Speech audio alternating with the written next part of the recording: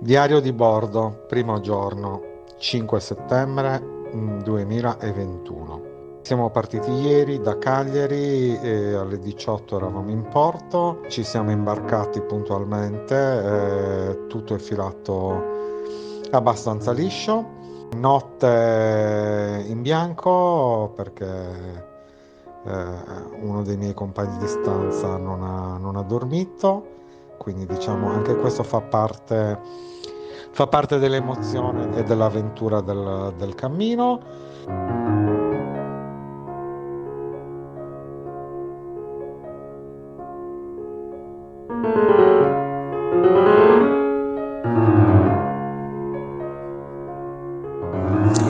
Ciao Marco, allora stasera sicuramente come genitori o caregiver, insomma, abbiamo preso un attimino una boccata d'aria e di serenità con un po' di pausa.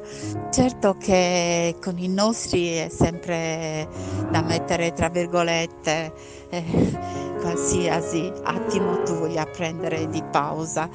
Credo che tu abbia notato quanto sia difficile per ciascuno di noi e quanto sia complicata la, la quotidianità, il susseguirsi delle azioni e ogni momento c'è sempre in agguato l'incertezza e il fatto che non stanno mai fermi, che una ne fanno e 10 ne stanno pensando. È un po' complicato, non c'è mai un attimo di pausa, bisogna sempre essere guardinghi e cercare sempre di prevedere le loro mosse in tutte le cose.